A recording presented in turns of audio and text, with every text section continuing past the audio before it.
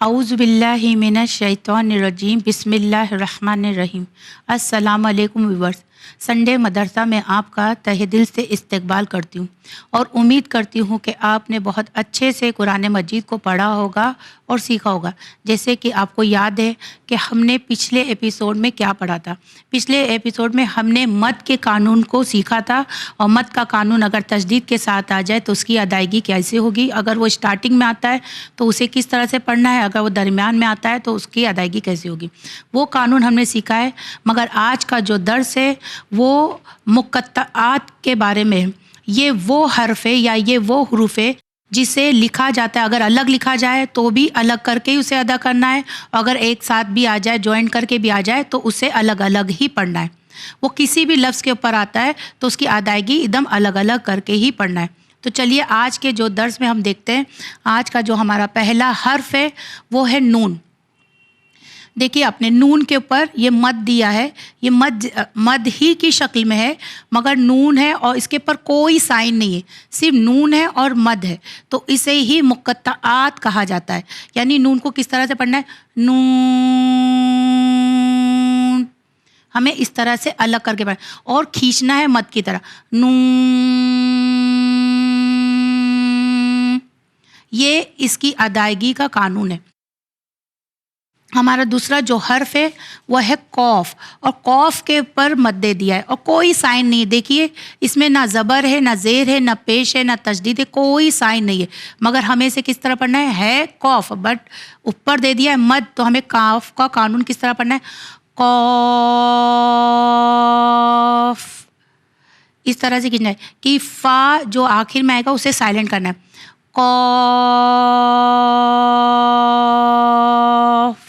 یعنی قوف میں جو فا ہے وہ چھپا ہوا ہے، تو وہ ظاہر مطلب کس طرح سے پڑھنا ہے، قوف۔ جو ہمارا پہلا حرف تھا نون، ہمارا جو دوسرا حرف ہے قوف، یا پھر یوں کہہ دوں کہ پہلے میں نون چھپا ہوا ہے اور دوسرے میں فا چھپا ہوا ہے۔ تیسرا دیکھیے، تیسرا ہمارا ہے سواد۔ اب سواد کے اوپر مد آ گیا ہے تو اس کا قانون کس طرح پڑھیں گے، سواد نہیں پڑھیں گے بلکہ اسے کھینچ کے پڑھیں گے، سواد،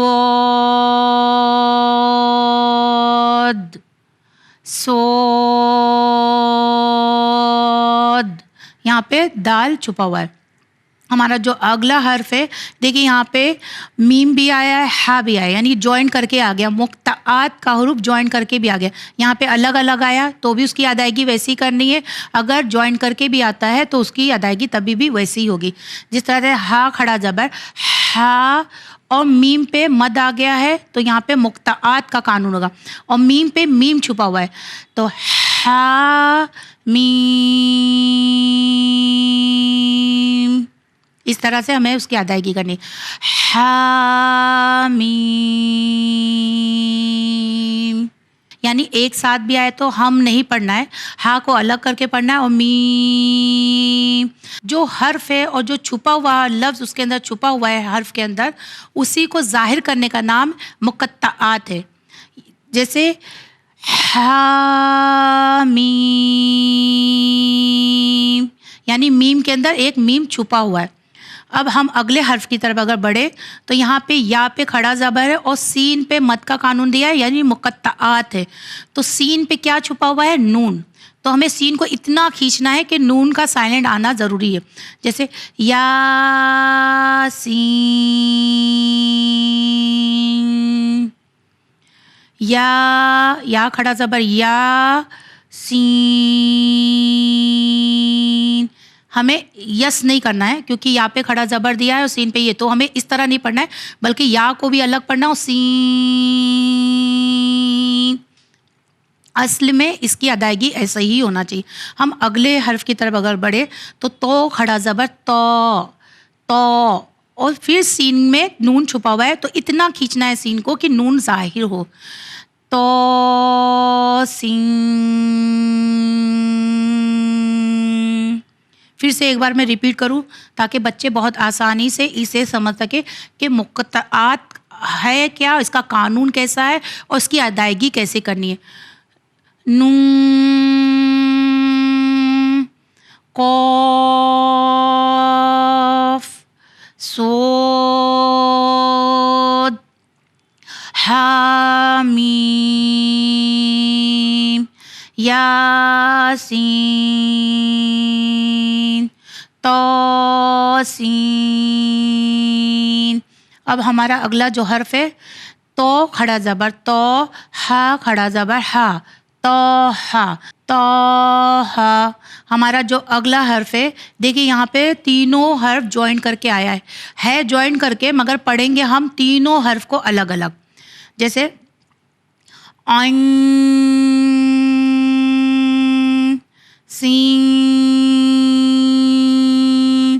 قاف، یعنی عین میں نون چھپا ہوا ہے، سین میں بھی نون ہے اور قاف پہ فا ہے لکھا ہوا ساتھ میں، مگر پڑھیں گے الگ الگ ہی کر کے. عین سین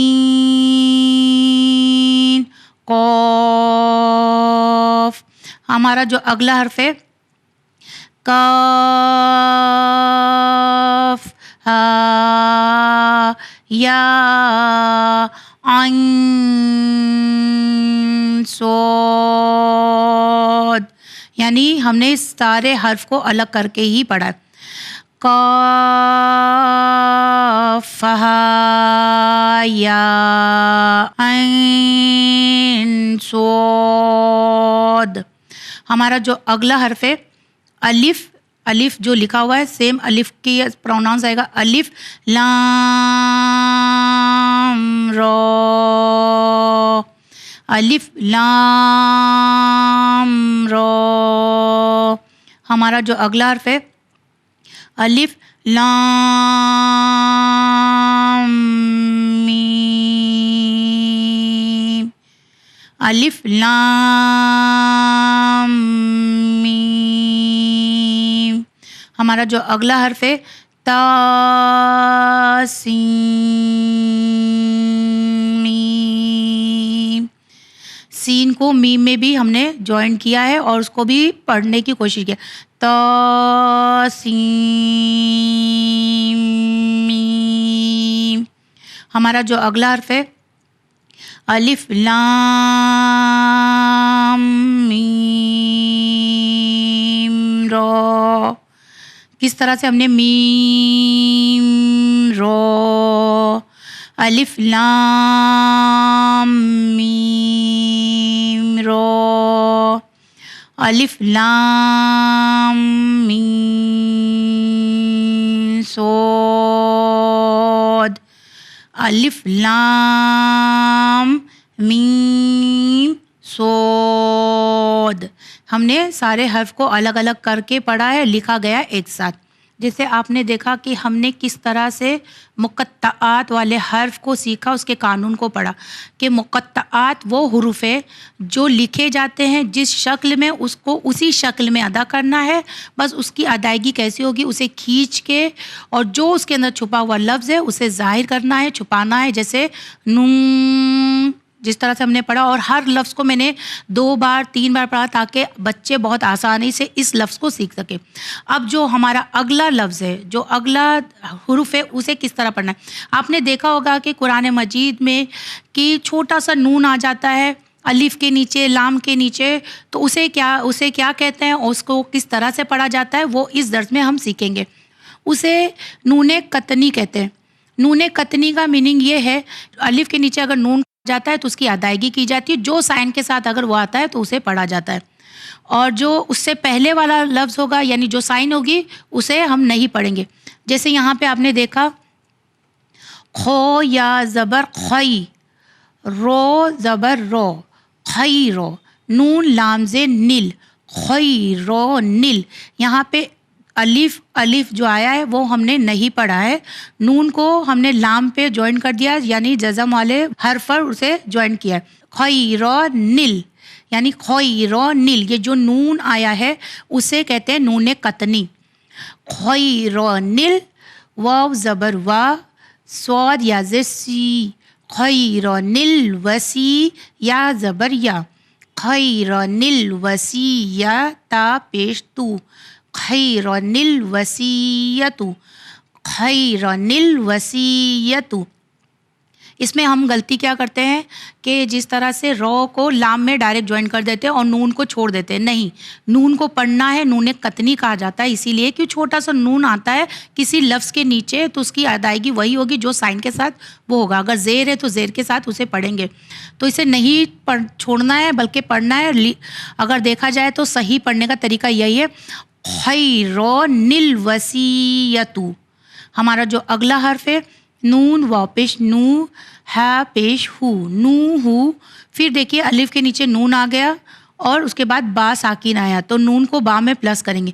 نو ہو, نون باز نب, نو ہو نب, نون زبر نا, نو ہو نب نا, ہا الٹا پیش ہو, نو ہو نب نہ ہو, نو ہو نب نہ ہو.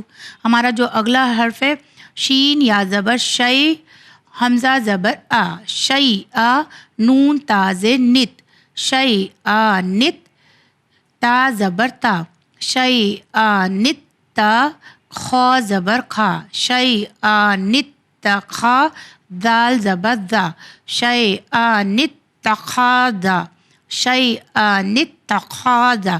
جیسے آپ نے دیکھا کہ کس طرح سے ہم نے نون قطنی کو پڑھا ہے اور نون قطنی کی ادائیگی کیا ہے. بہت ایزی ہے, نون کا آ جانا, چھوٹا سا نون آنا الف کے نیچے اور جو سائن کے ساتھ ہوگا اس سائن کے ساتھ اسے پڑھنا ہے. یہ بہت ایزی ہے اور بہت آسانی سے اس کے قانون کو ہم سیکھ سکتے ہیں.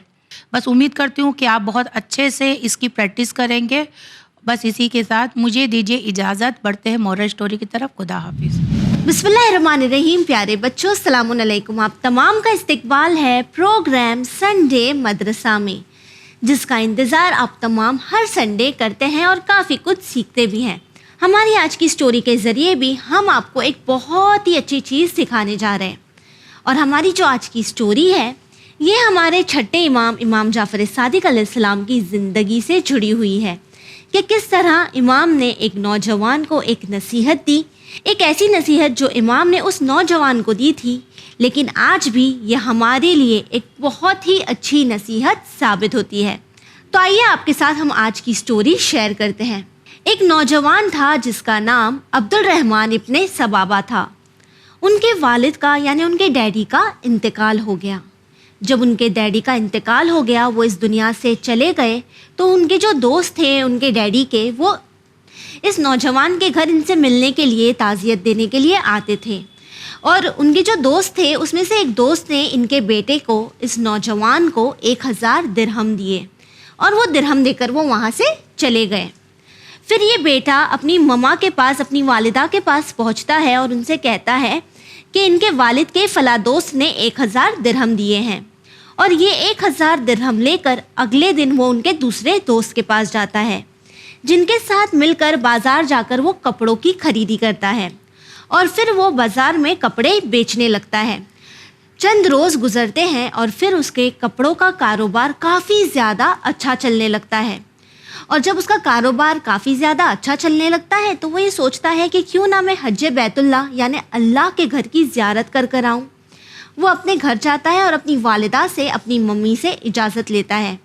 کہتا ہے میں یہ سوچ رہا ہوں کہ میں اللہ کے گھر کی زیارت کرنے چلا جاؤں. جس کے بعد ان کی والدہ کہتی ہے کہ خیال تو بہت اچھا ہے لیکن تم پر ایک اہم ذمہ داری ہے جسے پہلے ادا کر دینا چاہیے. جس کے بعد اس نوجوان کی والدہ اسے کہتی ہے کہ تمہیں یاد ہے تمہارے والد کے انتقال کے وقت ان کے دوست نے 1000 درہم تمہیں دیے تھے. اب جب کہ تمہارا کاروبار کافی اچھا چلنے لگا ہے, تم اچھے پیسے کما لیتے ہو اور حج پر جانے کی نیت رکھتے ہو, تو پہلے ان 1000 درہم کو اپنے والد کے دوست کو لوٹا دو, اس کے بعد تم حج پر چلے جانا. وہ کہتا ہے یہ بھی بہت ٹھیک ہے, ہم پہلے امانت لوٹا دیتے ہیں. پھر وہ یہ 1000 درہم لے کر اپنے والد کے, اپنے ڈیڈی کے دوست کے پاس پہنچتا ہے اور وہ 1000 درہم انہیں لوٹا دیتا ہے. تو ان کے جو والد کے دوست ہوتے ہیں وہ یہ کہتے ہیں میں نے تمہیں پیسے اس لیے نہیں دیے تھے کہ تم مجھے یہ پیسے لوٹا دو, بلکہ اگر تمہیں اور پیسے چاہیے تو میں تمہیں اور دینے کے لیے بھی راضی ہوں. جس پر یہ نوجوان کہتا ہے کہ نہیں, ان پیسوں کے ذریعے میری کافی مدد ہوئی, میں نے کاروبار ڈالا کپڑوں کا اور وہ بہت اچھا چلنے لگا. اب آپ یہ رقم مجھ سے لے لیجئے, آپ کا بہت شکریہ. ان کے والد کے دوست بھی خوش ہوتے ہیں اور وہ پیسے لے لیتے ہیں. اور پھر یہ نوجوان اپنا سفر اللہ کے گھر کی زیارت حج بیت اللہ کے لیے شروع کرتا ہے. حج مکمل ہونے کے بعد یہ شخص امام جعفر صادق علیہ السلام کی خدمت میں پہنچتا ہے. وہ یہ دیکھتا ہے کہ کافی سارے لوگ ہیں, کافی بزرگ بھی ہیں جو امام کی خدمت میں بیٹھے ہیں, جن سے امام باتیں کر رہے ہیں. ان کے حال چال جو ہے وہ لوگ امام سے بیان کر رہے ہیں اور امام کوشش کر رہے ہیں کہ وہ سارے لوگوں کی مشکل کو حل کر دیں. کافی لوگوں کے جانے کے بعد اس کا جب نمبر آتا ہے, جب امام اس کی طرف دیکھتے ہیں تو امام سے یہ باتیں کرنے لگتا ہے. اور امام ان سے پوچھتے ہیں, اس نوجوان سے پوچھتے ہیں کہ آپ کے والد کیسے ہیں. تو یہ نوجوان کہتا ہے کہ میرے والد کا انتقال ہو گیا. امام ان کے والد کے حق میں دعا کرتے ہیں اور پوچھتے ہیں پھر آپ کا گھر کیسے چل رہا ہے, کاروبار کیا ہے. تو یہ نوجوان پورا ماجرا بتاتا ہے کہ کس طرح ان کے والد کے دوست نے 1000 درہم دیے, جس کے ذریعے اس نے کاروبار کیا اور پھر اس نے یہ 1000 درہم لوٹا دیے اور یہ حج بیت اللہ کی زیارت کے لیے آ گیا. جیسے ہی یہ امام سے کہتا ہے کہ اس نے وہ 1000 درہم لوٹا دیے, امام بہت خوش ہوتے ہیں اور وہ خوش ہو کر اس کے سر پر ہاتھ رکھتے ہیں, اسے دعائیں دیتے ہیں اور ساتھ ہی اسے کہتے ہیں کہ میں تمہیں ایک نصیحت دینا چاہتا ہوں. آپ جانتے ہو وہ نصیحت کیا ہے بچوں؟ وہ نصیحت یہ ہے کہ امام اس نوجوان سے کہتے ہیں کہ ہمیشہ سچ بولنا چاہیے اور کبھی بھی امانت میں خیانت نہیں کرنا چاہیے. اگر کوئی شخص آپ کو کوئی رقم دیتا ہے, کوئی چیز دیتا ہے, تو اسے آپ کو وقت پر لوٹا دینا چاہیے. تو پیارے بچوں, اس کہانی سے آپ نے کیا سیکھا؟ سب سے پہلے ہم سیکھتے ہیں کہ اگر ہمارا فرینڈ ہمیں ریسیس میں ہمارے پاس ٹفن نہیں ہے اور وہ 10 روپیز 20 روپیز دیتا ہے کہ آپ بھی کھا لو ریسیس میں, تو اگلے دن آپ جب اسکول جاؤ تو یہ آپ کی ذمہ داری ہے کہ آپ اسے اس کے پیسے لوٹا دو. یا پھر آپ کی بکس انکمپلیٹ ہے, آپ نے کسی سے بکس لی ہے, تو یہ آپ کی ذمہ داری ہے کہ آپ اس بک کو وقت پر لوٹا دیں. ساتھ ہی اکثر یہ بھی ہوتا ہے نا کہ جب ہم ٹیوشنس میں جاتے ہیں یا اسکول میں میٹنگ ہوتی ہے اور بہت سارے بچے ساتھ میں آتے ہیں, تو ہم اکثر کوشش کرتے ہیں کہ ہم اپنی بات سب سے پہلے رکھیں. لیکن ہم یہاں کیا دیکھتے ہیں اس سٹوری میں کہ یہ نوجوان جب امام جعفر صادق علیہ السلام کی خدمت میں پہنچتا ہے تو یہ سارے لوگ جب اپنی بات کہہ دیتے ہیں تو ان کا احترام کرتا ہے اور اس کے بعد یہ اپنی بات کہتا ہے. یہ بہت پیشنٹلی انتظار کرتا ہے. ہم اور آپ کیا کہتے ہیں, ہم گھر میں بھی دیکھتے ہیں نا کہ اگر ممی پاپا بات کر رہے ہیں, بڑے لوگ بات کر رہے ہیں اور ہمیں کچھ چاہیے, کچھ کہنا ہے, تو ہم اکثر بات کاٹ کے کہتے ہیں نہیں میری بات پہلے سنیے, مجھے تو یہی چاہیے, آپ پہلے میری بات سنیے, میں کب سے رکا ہوا ہوں. کیا ہمیں یہ کرنا چاہیے؟ نہیں, ہمیں یہ نہیں کرنا چاہیے. ہمیں پیشنٹلی انتظار کرنا چاہیے اور پھر ہمیں اپنی بات کہنی چاہیے. ساتھ ہی اگر آپ نے کسی سے کوئی بھی چیز لی ہو تو آپ اسے وقت پر لوٹا دیں. خاص کر اکثر یہ بھی ہوتا ہے نا کہ اگر آپ کی مما آپ کو نیچے بھیج رہی ہے فار ایگزامپل کچھ لینے کے لیے, بریڈ لینے کے لیے, اگر آپ نے 20 روپیز کا بریڈ لیا ہے, مما نے آپ کو 30 روپیز دیا ہے, تو آپ 10 روپیز رکھ لیتے ہیں کہ اب یہ 10 روپیز میرے ہیں. آپ اپنی ممی سے اجازت نہیں لیتے, یہ غلط ہے, اٹ از رانگ. اگلی بار اگر آپ کے مائنڈ میں ایسا خیال آئے تو آپ امام جعفر صادق علیہ السلام کی ایڈوائس کو یاد کرنا, گھر جانا, اپنی ممی سے اجازت لینا اور پھر ان پیسوں کو رکھنا یا پھر انہیں لوٹا دینا. میں امید کرتی ہوں کہ اس سٹوری کے ذریعے آپ نے کافی کچھ سیکھا ہوگا. اب آئیے دیکھتے ہیں کہ سسٹر فاطمہ آپ کے ساتھ کون سے معصومین علیہ السلام کی سٹوری یا ہسٹری شیئر کرنے جا رہی ہیں. پیارے بچوں السلام علیکم. ہم بات کر رہے ہیں بی بی زہرا سلام اللہ علیہا کے بارے میں. پچھلے بار ہم نے ان کے القاب کی بات کی تھی کہ ان کے کیا القاب ہیں, اس کے کیا معنی ہیں. آج ہم بات کریں گے ان کی صداقت کے بارے میں. بچوں آپ جانتے ہیں بی بی زہرا سلام اللہ علیہا ایک ایسی ہستی ہیں جو آج تک ہم لوگوں کو الگ الگ طریقے سے متاثر کرتی ہیں. سب سے پہلے میں آپ کو بتانا چاہوں کہ عید مباہلہ ہم سب نے سنا ہے بچوں, رائٹ, کہ عید مباہلہ کا کیا واقعہ تھا اور اس میں کون لوگ گئے تھے. عید مباہلہ میں شارٹ میں آپ کو بتاؤں کہ ایک ایسا واقعہ تھا کہ جہاں سچ اور جھوٹ کی جنگ تھی, کہ جو سچا ہے اس کی جیت ہوگی, جو جھوٹا ہے اس کی مات ہوگی یا اس کی ہار ہوگی. اور ایسے میں رسول اللہ صلی اللہ علیہ وسلم جس کو لے کے گئے تھے اپنے علاوہ صرف 4 افراد تھے. یعنی اپنے نفسوں میں وہ امام علی کو لے کے گئے, اپنی خواتین میں وہ بی بی زہرا سلام اللہ علیہا کو لے کے گئے, اور اپنے بیٹوں میں امام حسن علیہ السلام اور امام حسین علیہ السلام کو لے کے گئے. لیکن اس کے پیچھے ایک بہت ہی امپورٹنٹ میسج جو ہم نہیں دیکھتے وہ یہ ہے کہ رسول اللہ بی بی زہرا کو وہاں لے جا کر کیا بتا رہے ہیں. وہ یہ ثابت کر رہے ہیں کہ اس سچائی کے جنگ میں اگر بی بی زہرا ہیں یعنی وہ صدیقہ ہیں, وہ سچ کہتی ہیں اور ان کی بات پہ 100% یقین رکھنا چاہیے. یعنی اگر رسول کسی کی صداقت کے لیے انہیں لے کے جا رہا ہے تو ہم تو کوئی ہوتے ہی نہیں یہ شک کرنے والے کہ بی بی صدیقہ ہیں یا نہیں. اس کے بعد ہم بات کرتے ہیں عورتوں کو کیا کہا جاتا ہے. آج بھی یہ ایک سوچ رکھی جاتی ہے کہ عورتیں ایک ویکر جینڈر ہوتی ہیں, رائٹ, یعنی کمزور ہوتی ہیں مردوں کے مقابلے. اور یہ کہا جاتا ہے کہ ایک عورت اپنے باپ کی سرپرستی میں یا اپنے شوہر کی سرپرستی میں بہت زیادہ مضبوط ہوتی ہے. لیکن جب رسول خدا صلی اللہ علیہ وسلم 28 صفر کو اس دنیا سے رخصت ہو گئے, اس وقت بی بی زہرا سلام اللہ علیہا نے سب سے زیادہ ہمت کا مظاہرہ کیا, یعنی اپنی شوہر کا دفاع انہوں نے خود کیا. آپ سوچ سکتے ہیں بچوں کہ ہم اکثر ایسے ٹائم پر بہت زیادہ کمزور فیل کرتے ہیں اگر ہمارے گھر کا کوئی بڑا گزر جائے, لیکن بی بی زہرا خود تو ہمت سے کام لے رہی تھی, اپنے شوہر کی بھی ہمت بنی, اور سب سے پہلے ولایت کا, امامت کا دفاع کرنے والی اور کوئی نہیں, بی بی زہرا سلام اللہ علیہا ہی تھی. یہاں تک کہ وہ گھر گھر گئیں اور انہوں نے لوگوں کو غدیر کا اعلان اور پیغام یاد دلایا اور لوگوں سے کہا کہ امام علی علیہ السلام کے حق کے لیے آواز اٹھائیں. اس کے بعد بھی بی بی رکی نہیں, وہ اپنے حق کے لیے وہ اس زمانے کی گورنمنٹ کے خلاف بھی کھڑی ہوئی. کیا یہ کوئی ایک ویک خاتون کر سکتی ہے؟ کیا گورنمنٹ کے خلاف کھڑا ہونا اتنا آسان ہے؟ لیکن بی بی زہرا سلام اللہ علیہا نے اس مرحلے کو بھی پار کیا. اس کے بعد جب تک بی بی زہرا سلام اللہ علیہا زندہ رہیں انہوں نے ایک مثالی زندگی گزاری. ان کی شہادت رسول اللہ کے گزر جانے کے 3 یا 4 مہینے بعد ہوتی ہے. یعنی ہمارے پاس 2 روایتیں ملتی ہیں جو ہے 3 جمادی الاول اور 13 جمادی الثانی. اس دوران میں ہم مانتے ہیں کہ بی بی زہرا کی شہادت واقع ہو گئی. بی بی زہرا اتنی اسٹرانگ ہونے کے باوجود ان پہ کچھ ایسے ظلم ڈھائے گئے جس کی وجہ سے انہیں کہنا پڑا کہ اگر یہ ظلم دن پر پڑتے تو وہ سیاہ رات میں تبدیل ہو جاتے, اور بی بی اس دنیا سے رخصت ہو گئی.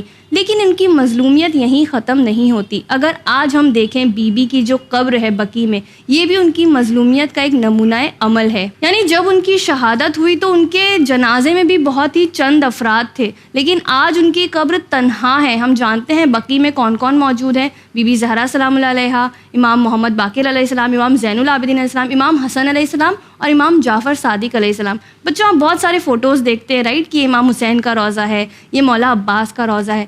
کیا آپ جانتے ہیں بقیع میں بھی کبھی روضہ ہوا کرتا تھا, لیکن بی بی پر اتنے ظلم بڑھے کہ ان کا روضہ تک منہدم کر دیا گیا. ہم لوگوں کو ان ساری باتوں کا پتہ ہونا بہت ضروری ہے, کیونکہ بی بی زہرا ایک ایسی ہستی ہیں جن کے بارے میں بہت ہی کم بات ہوتی ہے اور ان کے فضائل اور مصائب بہت ہی زیادہ کم ہم لوگوں کو سننے ملتے ہیں. آج آپ کے لیے اتنی انفارمیشن کافی ہے. ہم دیکھتے ہیں سسٹر سکینہ ہمارے لیے کون سے سورے کی تفسیر لائی ہے. السلام علیکم بچوں. آج کے ایپیسوڈ میں ہم سورہ مطففین کی تفسیر کو ڈسکس کریں گے. سورہ مطففین قرآن کا 83 نمبر کا سورہ ہے اور یہ ایک مکی سورہ ہے, اور یہ سورہ آپ کو 30ویں پارے میں ملے گا. کیونکہ ہم نے اس سورہ کی آیت نمبر 1 سے لے کے 9 تک پچھلے ایپیسوڈ ڈسکس کر لیا ہے, تو آج ہم آیت نمبر 10 سے لے کے 17 تک ڈسکس کریں گے. تو آئیے تفسیر کو سٹارٹ کرتے ہیں. بسم اللہ الرحمن الرحیم. آیت نمبر 10, وَيْلٌ يَوْمَئِذٍ لِّلْمُكَذِّبِينَ. تو اس آیت میں اللہ فرماتا ہے آج کا دن ان جھٹلانے والوں کے لیے بربادی ہے. تو بچوں اس آیت میں جو اللہ کہہ رہا ہے کہ آج کا دن سے مطلب ہے کہ روز قیامت کا دن جھٹلانے والوں کے لیے بربادی ہے. بٹ یہ کون جھٹلانے والے کے بارے میں اللہ اس آیت میں بتا رہا ہے؟ آیت نمبر 11, الذین یکذبون بیوم الدین. تو اس آیت میں اللہ فرماتا ہے کہ جو لوگ روز جزا کا انکار کرتے تھے. تو جو آیت نمبر 10 میں اللہ کہہ رہا ہے کہ جھٹلانے والے لوگ, یہ وہ لوگ ہیں جو روز قیامت کو جھٹلاتے تھے, یعنی ڈینائی کرتے تھے کہ روز قیامت جیسے کوئی دن ہونے والا ہے ہی نہیں. تو اللہ ان کے بارے میں اس آیت میں بتا رہا ہے.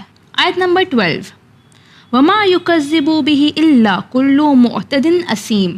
اس آیت میں اللہ فرماتا ہے اور اس کا انکار صرف وہی کرتے ہیں کہ جو حد سے گزر جانے والے گنہگار ہے. تو اس حد میں اللہ بتا رہا ہے کہ روز جزا کو یعنی ڈے آف ججمنٹ کو ہر کوئی ڈینائی نہیں کرتا.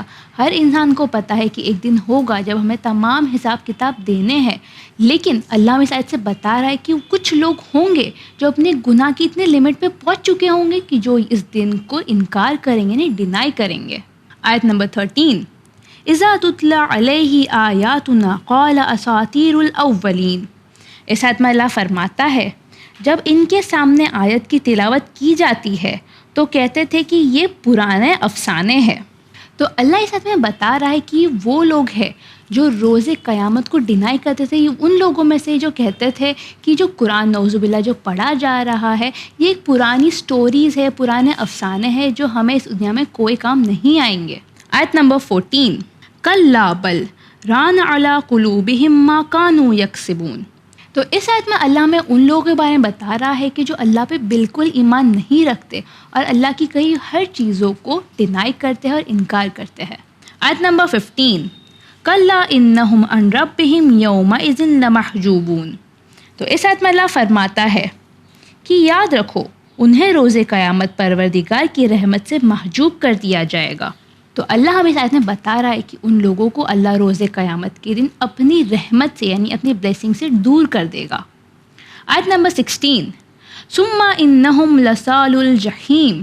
تو اس آیت میں اللہ فرماتا ہے کہ اس کے بعد ان لوگوں کو جہنم میں ڈال دیا جائے گا۔ آیت نمبر 17، ثم یقال ھذا الذی کنتم بہ تکذبون۔ تو اس آیت میں اللہ فرماتا ہے کہ پھر ان سے کہا جائے گا کہ یہ وہی چیز ہے جس کو تم جھٹلاتے تھے۔ تو آیت نمبر 17 میں اللہ کہہ رہا ہے کہ جو لوگ جھٹلاتے تھے، جو لوگ ڈینائی کرتے تھے کہ روز قیامت ہے ہی نہیں، کوئی جنت جہنم ہے ہی نہیں، تو اللہ کہہ رہا ہے کہ انہیں جب جہنم میں ڈالا جائے گا تب یہ کہا جائے گا کہ وہی چیز ہے جسے تم ڈینائی کرتے تھے، جسے تم جھٹلاتے تھے۔ تو آج کی آیتوں سے ہم کیا سیکھتے ہیں؟ آج کی آیتوں سے ہم یہ سیکھتے ہیں کہ روز جزا یعنی ڈے آف ججمنٹ برحق ہے، اور جو اللہ کی آیتوں کو نہیں مانتا ہے اور جو گناہ کرتا ہے اللہ ان لوگوں کو جہنم میں ڈال دے گا۔ تو بچوں جیسے جیسے ہم اس سورے کی تفسیر کو کر رہے ہیں، جیسے ہم آیتوں کو سیکھ رہے ہیں، میں امید کرتی ہوں آپ اس کو سنتے ہوں گے، یاد کرتے ہوں گے اور اپنی لائف میں نارمل چھوٹے چھوٹے گناہ سے بھی آپ پرہیز کرتے ہوں گے۔ تو آج کے ایپیسوڈ میں بس اتنا ہی۔ آپ ٹیم سنڈے مدرسہ کو دیجیے اجازت، پھر ملیں گے چینل ون پر۔